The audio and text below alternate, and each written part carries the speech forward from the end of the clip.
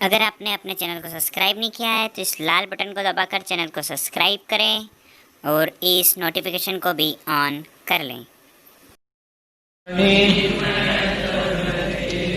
धर्म दान हवन की ज्योति जलती, धर्म दान हवन की ज्योति जलती। अब यहाँ पर ये ज्योति जल रही है परमात्मा की।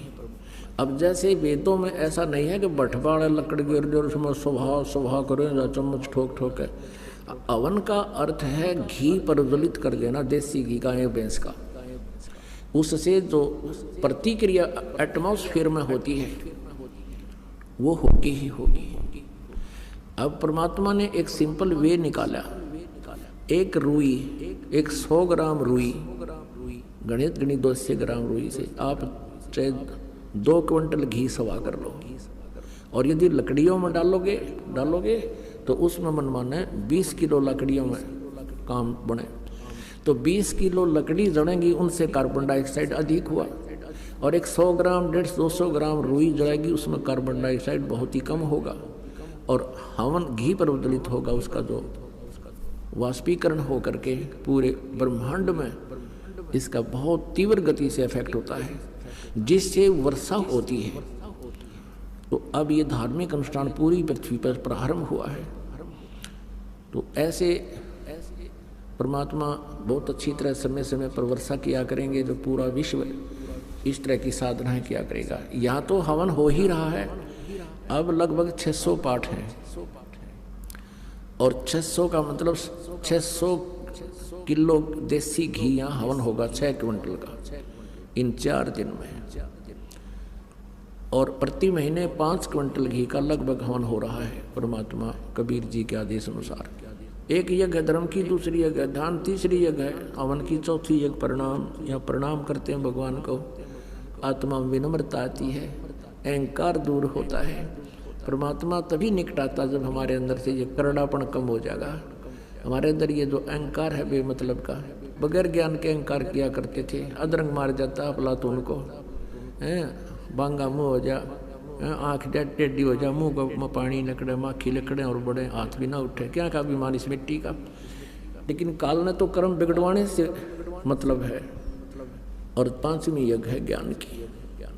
तो ये सभी धार्मिक अनुष्ठान शास्त्र अनुकूल जो प्रारंभ हुए हैं, इससे पूरे विश्व में सभी समृद्ध हो जाएंगे। और सबसे बड़ी बीमारी जो हमारे लगी हुई है, या माया जोड़न की है, एक कोठी की बजाय 2 कोठी बना लो, फिर 3 बना लूँ, छोटी कार ले ली, फिर ने सोचा 20 लाख की ले लूँ। ये बकवाद खत्म हो जाएंगी आपकी कति। और लोग दिखावा ब्याह शादियों में बकवाद, डीजे बजावें, कितने लाखों रुपये दान करें, दहेज दें। तो ये इस प्रकार की बिल्कुल आपकी आत्मा हट जाएगी इन बकवादात है। अब जो हम सारा दिन सारा जीवन में पैसा जोड़ने के लिए व्यर्थ करते हैं समय, फिर आपका 20% जो प्रयत्न परिश्रम आप कर रहे हो ना, 20% प्रयत्न में आपका रोजी रोटी घड़ा बढ़िया चला करेगा और बरकत होया करेगी। परमात्मा ना जाने कित कह दे देगा और किस तरह कर देगा, उस मालिक की महिमा से आप परिचित नहीं है। क्योंकि आध्यात्मिक ज्ञान बिल्कुल विनाश हो चुका है, भगवान की स्थिति से बिल्कुल अपरिचित हो गए हैं। क्योंकि जो भगवान की महिमा गुण हम सुना करते थे, कभी किसी युग में हुआ होगा, कोई कथा सुनी थी, वो अब वर्तमान में हम कहीं देख नहीं रहे थे। इसलिए हम उन कथाओं को एक आस्तिक होने के नाते झुठला भी नहीं सकते थे। लेकिन वर्तमान में हमारे साथ ऐसी घटना जो भगवान किया करता है, जो भगवान बचाव किया करता है, वो नहीं हो रही थी। इसका कुछ दिनों परिणाम क्या निकलता है कि हम सभी नास्तिक हो जाने थे, घर में सबके घटनाएं घटने लग जाती और भगवान से दूर हो जाती। एक बार ये दास सत्संग कर रहा था, वहाँ एक बहन को ले आई कोई हमारी बंदी छोड़ की बेटी, यानी हंस भक्तनी। 4-5 दिन का सत्संग था, कहीं हम कर रहे थे शहर में। तो 5वें दिन उसने नाम लिया और अपनी सारी राम कहानी बताई। उसने बताया कि जी मैं पहले बहुत आस्तिक थी, सभी जैसे भी अपने हिंदू धर्म में जो पूजाएं हैं सारी किया करती थी, और भी आसपास जो अपने इष्ट देव जैसे परंपरागत हैं, किसी का गरीबदास जी की पूजा थी, किसी का और श्याम जी की पूजा थी, कहती है सारी कराया करती थी। भगवान विष्णु, भगवान शिव और शेरा वाली माता और संतोषी माता के सबके पाठ कराया करती थी, व्रत भी करती थी। तीर्थ धाम जो भी बताए वहाँ भी मैं जाया करती थी। तो जब मेरे पुत्र का जन्म हुआ, जब पुत्र लगभग 1 या 2 वर्ष का होगा, मेरे पति की मृत्यु होगी। अब मैंने दोबारा शादी नहीं करवाई इस उद्देश्य से कि मेरे पुत्र की दुर्गति हो जाएगी और इसका जन्म नरक बन जाएगा। जैसे तैसे मजदूरी कर करा के बच्चे को बड़ा किया, पाला पोसा, और बच्चे की सुरक्षा के लिए, बच्चे के जीवन दान के लिए, उसकी दीर्घ आयु के लिए हर जगह मन्नत मान्या करती थी। एक दिन वो बच्चा +2 में पढ़ रहा था, उसने कहा माता जी मुझे मोटरसाइकिल दे दो। मोटरसाइकिल लूँगा, सभी बच्चे चाहते। अब मैं डरती थी कहीं मेरा बेटा दुर्घटनाग्रस्त ना हो जाए, चोट ना लग जा, मैं नहीं चाहती थी उसको मोटरसाइकिल दूँ, लेकिन वो दुखी घना हो गया। और मैं ये सोचती थी कि कहीं ये बेटा न्यू महसूस ना कर ले, आज मेरा पिताजी होता तो मुझे सब वस्तुएं मिलती और माँ मुझे ये उपलब्ध नहीं करवा रही। तो उसकी हट को देखकर मैंने इस दृष्टिकोण से सोचकर जैसे तैसे एक मोटरसाइकिल की व्यवस्था कर दी। वो अपने मित्र को साथ लेकर के प्रतिदिन अपने कॉलेज में जाता था, विद्यालय में जाता था। एक दिन बता रही थी कि मैंने खाना बनाया, बच्चे को खाना खिलाया, वो अपना मोटरसाइकिल लेकर प्रतिदिन की तरह निकल गया, अपने साथी को उसके घर से लिया, चला गया।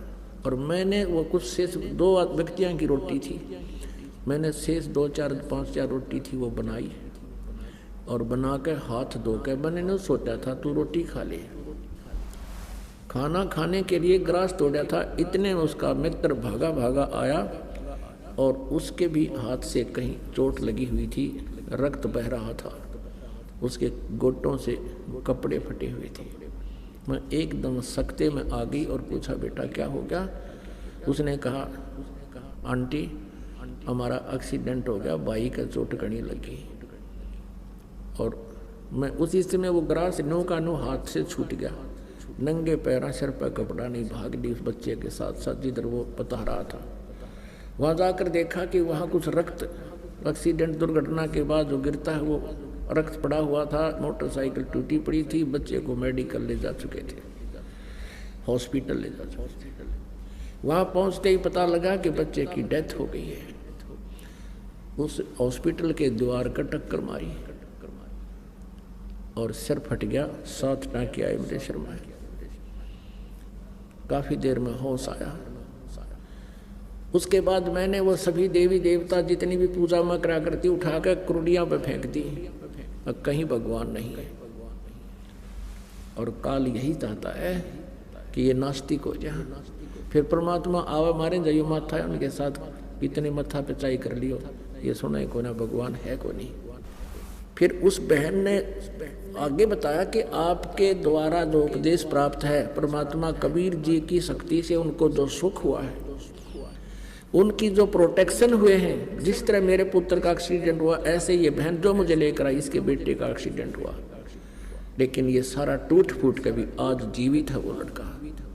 ये मेरे से 1 साल से लग रही थी मेरे पीछे कि तू एक बार शरण ले ले, अगर तूने पहले शरण ले रखी होती तेरा बेटा नहीं मरना था, मैं गारंटी देती हूँ। वो बहन बता रही थी कि आपके उपदेशी ने, दीक्षागृत बहन ने मुझे बहुत कहा, लेकिन मैं नास्तिक हो चुकी थी कि नहीं सब झूठ है, मैं नहीं मान सकती कि भगवान ऐसा सुख दे सकता है।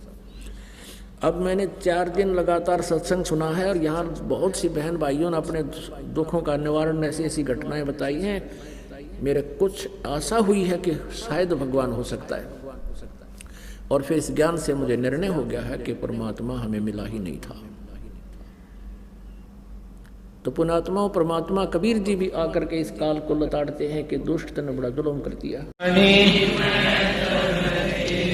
धर्म ध्यान हवन की ज्योति जलती, धर्म ध्यान हवन की ज्योति जलती।